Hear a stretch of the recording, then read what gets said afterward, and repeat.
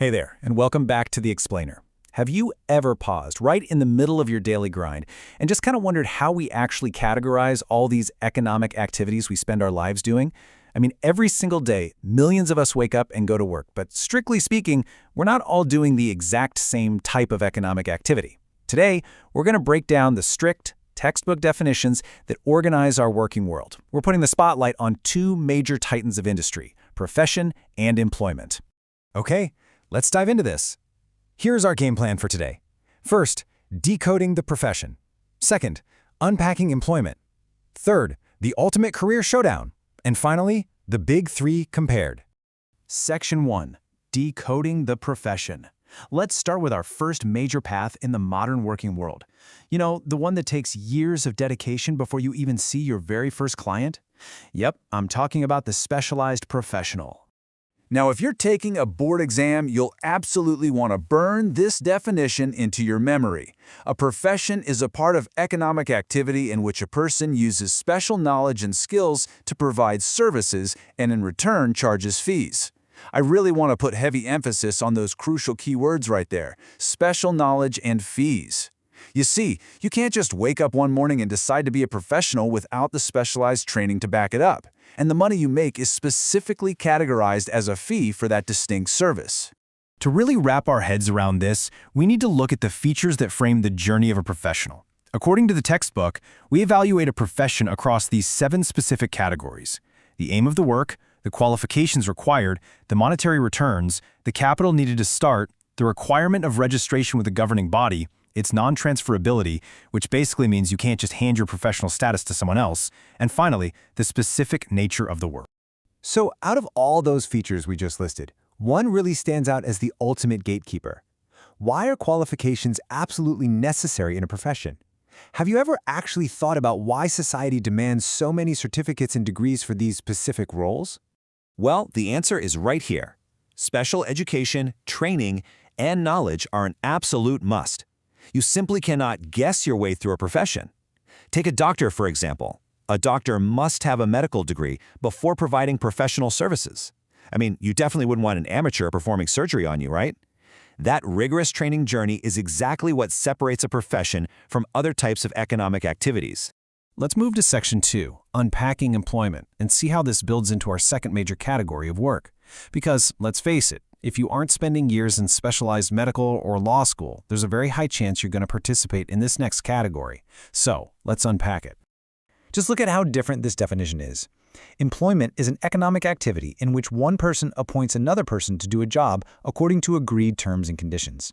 Notice how the focus here isn't on the special knowledge of the individual anymore. Instead, it's all about the relationship and the agreement.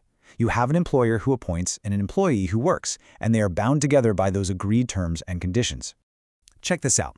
These are the exact same 7 features we use to analyze a profession: aim, qualifications, monetary returns, capital, registration, non-transferability, and nature of work. But the way they apply in the real world? Incredibly different. In employment, your qualifications are just whatever the employer prescribes. You don't usually need a massive amount of capital to get a job, and you generally don't have a strict professional body requiring registration just to be an employee. Which brings us to everyone's favorite topic, the money. How do we financially distinguish these two paths? What are the exact monetary returns when you look at a profession versus employment? Now, what's really interesting about this slide is the strict terminology. In the business and commerce world, words really matter. Over on the profession side, your income is received as fees. But on the employment side, the employee receives a salary or wages. If you're writing a board exam, mixing up these terms will absolutely cost you points. It's simple. Professionals charge fees, while employees earn a salary or wages. All right, Section 3, the ultimate career showdown. We've seen the definitions, we've talked about the money, but now let's put these two titans in the ring together. First up, the work style showdown. For professions, you have independent work requiring special knowledge. You're the expert. You call the shots based on your training. For employment, you work according to the employer's instructions. Now, independent work sounds incredibly glamorous, right? At least until you realize you have to find all your own clients and manage your own time. Meanwhile, working under an employer's instructions means you know exactly what's expected of you on a Tuesday morning, assuming your boss is actually good at giving instructions, of course. Let's ground this with some real-world examples to make sure it sticks. For professions, think of your doctors, your lawyers, and your chartered accountants, or CAs. These roles require intense, specialized schooling and professional registration. For employment, the textbook examples include roles like a clerk, a teacher, or an officer. These are vital roles where an individual is appointed to a job under agreed terms, receiving a salary for their essential work. But wait, the economic arena isn't just a two-player game. Section 4, the Big Three compared. We're pulling back the camera to reveal a third challenger that completes the whole picture. And this brilliantly illustrates the entire economic landscape in one clean sweep. Scanning across business, profession, and employment, let's look at their main aim first. A business aims to earn profit, a profession aims to provide expert services, and employment aims to earn a salary. Then look at the income. Business brings in profit, a profession brings in fees, and employment brings in a salary or wages. And finally, qualification. For business, it's actually not compulsory at all. Literally anyone can theoretically start a business. For a profession, special qualification is strictly required. And for employment, the qualification is simply whatever is prescribed by the employer. All right, time for a quick fire revision. We've covered a lot of ground today, and it's time to lock this textbook knowledge into your brain. I'm going to challenge you right now with a rapid, energetic review session. Let's see just how much you retained. Question 1. What is the income of a professional? The answer is fees. Not profit, not salary. Fees. Next up, who appoints an employee? The answer, the employer. That relationship is literally the entire foundation of the employment agreement. Last one. Is special qualification required in a profession? The answer is a massive yes.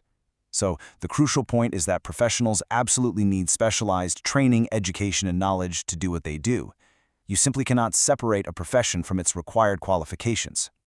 So, we've decoded the specific mechanics that separate a profession from employment, and we've seen exactly how business rounds out the big three.